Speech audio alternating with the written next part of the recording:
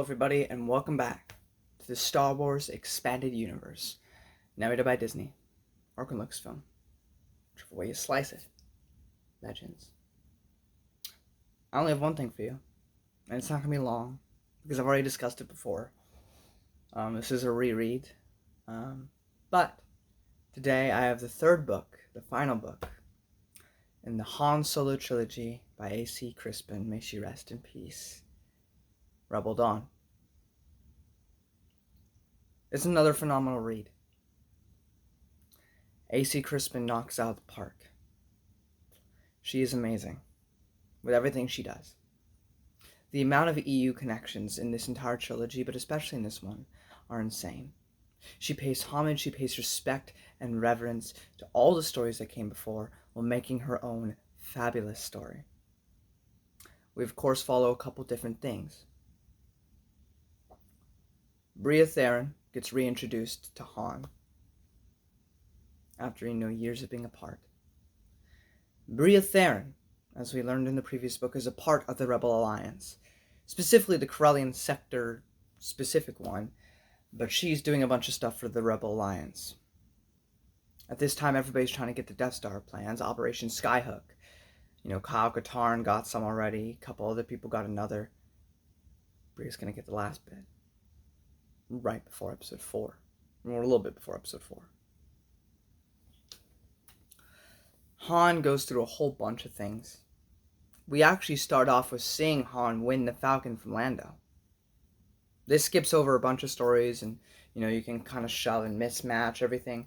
At this point in time in the timeline, everything gets kind of muddled because everything kind of overlaps with episode 4. We are ramping up slowly but surely to the events of episode 4, so everything kind of melds in together. But the way she goes about tying in other stories, like, for example, the Brian Daly trilogy. There's a certain part in the book where it'll just start saying, oh, Han went to corporate sector. Talk about his time with this person or this person. And those are like clear moments of that. Meanwhile, while Han is on the Brian Daly adventures, right, over in Brian Daly's trilogy, we follow her own original characters, like Bria Theron. Or we follow a non-original character, but a character with not too much development, Durga the Hutt, and his need to avenge his father's death, only to join up with Prince Caesar, the up-and-coming big bad in the next 3 years. This book leaves room for all the stories that we know of Han before the events of A New Hope, whether that be Death Troopers, Shadow Games, even though both those were written after. The comic, a couple comics that have him in it, or a couple short stories here and there, and all the stuff that fits in with him are put into this book. And it's just done so expertly well. You can tell that she loved Star Wars, that she loved Han Solo, and she tried her hardest to make sure everything connected, that everything fit, and told a good story while doing so. She explains why Han and Lando have a grudge against one another in episode 5. Why they haven't been friends for a while. For 3 years, to be precise. It's all explained here. We learn why. Which would be later retconned by Timothy Zahn saying, well, I'm Timothy Zahn and I can do what I want. I'm going to write a story during the Rebellion era. We'll talk about that when I get to it in a million years. But you love everybody. Bria Theron, Lando. Of course, that's a character from the movie. But it doesn't change the fact that she adds so much to Han Solo. I always liked Han Solo. I always thought he was cool. But these books made me love Han Solo. And the foundation that these laid for future things. I mean, when we get to New Jedi Order, and we see characters that we saw here, that we saw in Brian Daly's trilogy. You care. You're invested because you saw them in a trilogy. You care about Han Solo because she dives into his past, dives into his personality. So you just fall in love more than you ever had. And then, of course, there's Bria Theron.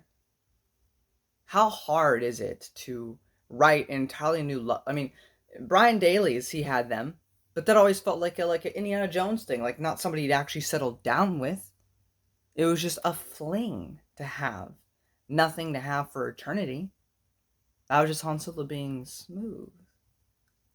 Wasn't anything long lasting. So to purposely try to write a character like Bria Theron, someone who Han genuinely loved, I would argue the only other woman that Han truly loved before Leia. And to make me fall in love with her and not be like, well, she's not Leia. Well, she's not Leia. She's not Leia. She's different. And yet she's still amazing. Not just because she's a love interest for Han. I'm just saying that there's a lot of love interests in Star Wars throughout the entire canon. Some work better than others, and this is one that works absolutely splendidly. I love their relationship. Even though the second book, they don't really have one because they're not interacting. But it's hard to make a new character that's supposed to be a person that Han loved before Leia, because Leia's the woman, right? That's when you think of Star Wars, that's the couple. It's Han and Leia, not Luke and Mara. It's not Anakin and Padme. It's Han and Leia. So it's done really well. I don't know why I'm being so serious with this review. I really enjoyed it. It's a really good book. If you read the other two, you're going to read this one. It's an absolute blast. It ties in so many things, and it's a great way to lead right into episode 4. Of course, we still have a bit of way to go before we actually reach episode 4. But that being said, I really enjoyed this novel. Just as much as I did last time, if not more.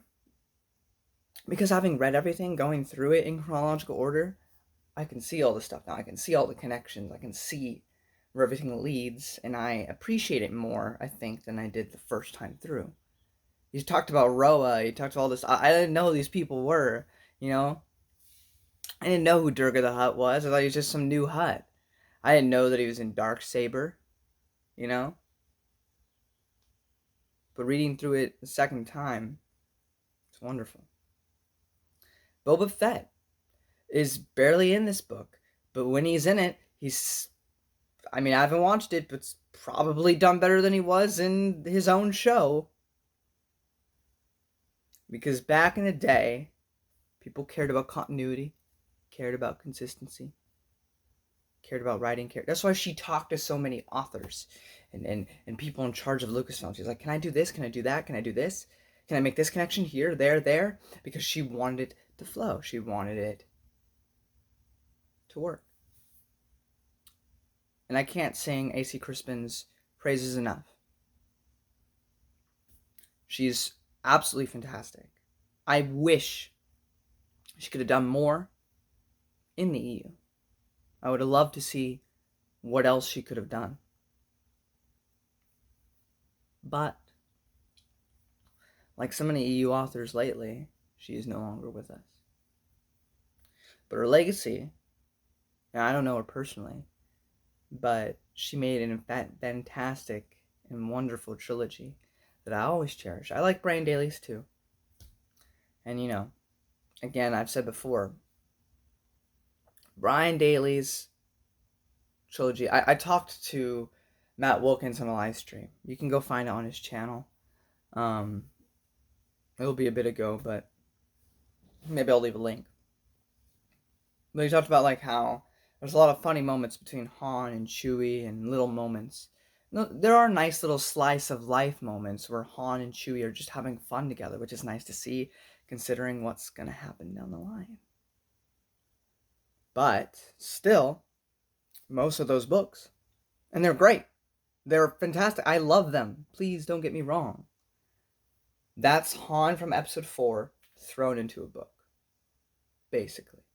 With some added stuff like the slice of life bits with Han and Chewie, all that, and showing how deeply he cares about Chewie. That's something they added. I mean, of course, you can kind of infer that because they seem like the best of pals in episode 4, like a tight unit. But Brian Daley's trilogy truly shows his devotion to Chewie, especially in that first book, At Star's End. But you get so much of a more deep dive into Han as a person in this trilogy. This trilogy, again, is the Darth Plagueis of Han Solo's entire existence.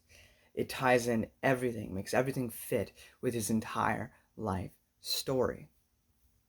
And I really appreciated it. Really enjoyed it. And I highly, highly, highly recommend, if you read nothing else in that in between episode 3 to 4 era, I do highly recommend the A.C. Crispin trilogy. Brian Daley's too. But if I have to choose one over the other for you to experience, it's going to be this one. It's phenomenal. And I highly recommend you check it out. Till next time, guys. When I see you again, we shall be going through the interlude at Darknell short story by Timothy Zahn and maybe Michael Stackpole. I don't know if I read that incorrectly. But I know for sure at least Timothy Zahn, which you can find in the Tales from the Empire collection. And many comics. So until then, guys, may the Force be with you.